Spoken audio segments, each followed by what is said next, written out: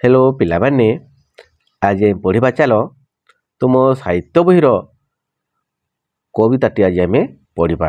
एही कविताटीर नाम है कहबी कथाटी। एही कहबी कथाटी कविता को लिखिछंती कुंतला कुमारी सावत। चल तांको विषय किछि जानिबा। देख कुंतला कुमारी सावत ओडिया साहित्य रे उत्कल भारती कहिले कुंतला कुमारी को ही समस्ते बुझंती।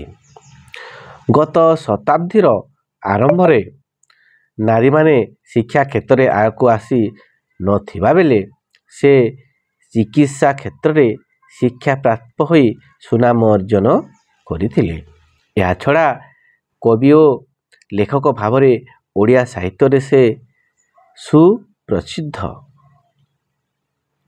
अंजलि, अर्चना, स्फुलिंग प्रभृति कविता ग्रंथ, न तुंडी, काली बहु, परम मणि इत्यादि उपन्यास तांकर अमर कृति। कहबी कथाटी कवितारे माँ निज पुओ को ओडिया जातिर गौरव विषय चेताई देछंती एवं भविष्यत रे जड़े सुयोग्य संतान हेबाकू उद्बोधन मध्य देछंती।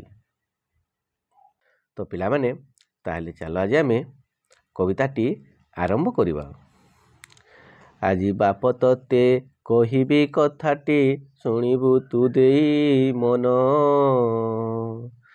काहाकू मोर तू काहाकू लमणि जानिछु कि गंठी धन, नीली मोर तुही सरग तराटी सरगर झरा फूल, हस भास तोर कौतुक बाबू कि मधुर कि डौल, आखि दुटी तोर आनंद उज्जवल चंचलता प्रति संगे, लवणी पितुला स्नेह सुधा बोला खेलु खेल नाना रंगे, धूली माटी घेनी कि सुंदर तुही गढ़ी बसु केते जाति, पशु पक्षी जीव देवता देउल संगी संगे हर्षे माती, केबे किरे बाप शुणिछु तू काने बाप गोपी बाप कथा,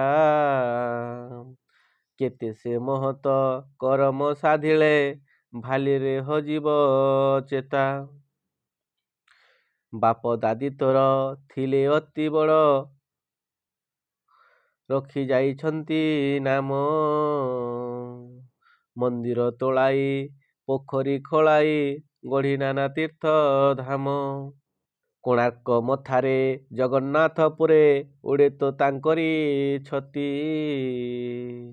लक्षे देउलरे संज आलती रे जले तो तांकरी बती, नदी बंध सबु तांकर किरती थिले बड़ कारीगर,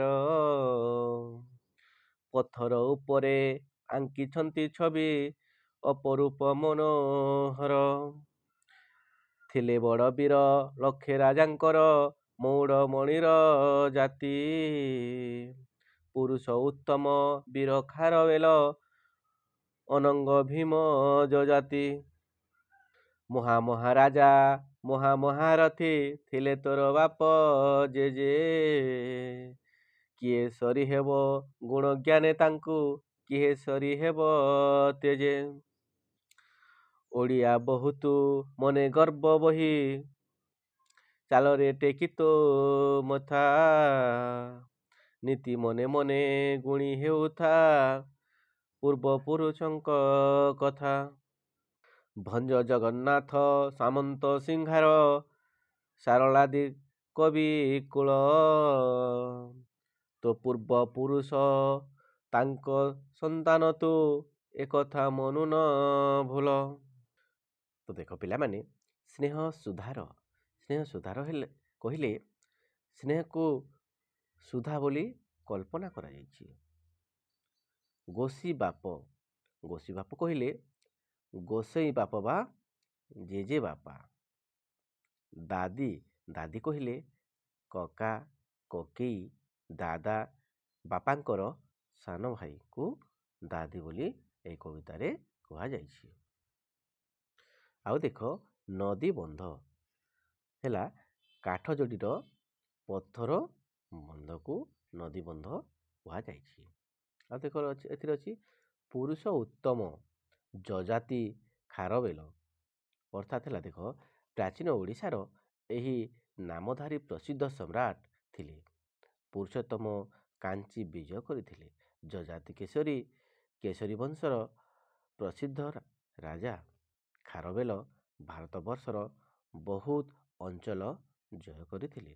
ଖଣ୍ଡଗିରି ଉଦୟଗିରିରେ ଖାରବେଳଙ୍କ ଗୁମ୍ଫା ସବୁ ଅଛି। ଠିକ୍ ଅଛି ପିଲାମାନେ, ତୁମମାନଙ୍କୁ ଏ ଭିଡ଼ିଓଟି ପସନ୍ଦ ଲାଗିଥିଲେ ଚ୍ୟାନେଲକୁ ସବସ୍କ୍ରାଇବ୍ କରିବ, ଲାଇକ୍ କରିବ ଏବଂ ସେୟାର କରିବ। କାହିଁକିନା ଏହି ପାଠଟି ତୁମ ଆଉ ଅନ୍ୟ ସାଙ୍ଗମାନେ ମଧ୍ୟ ଦେଖିପାରିବେ। ଧନ୍ୟବାଦ।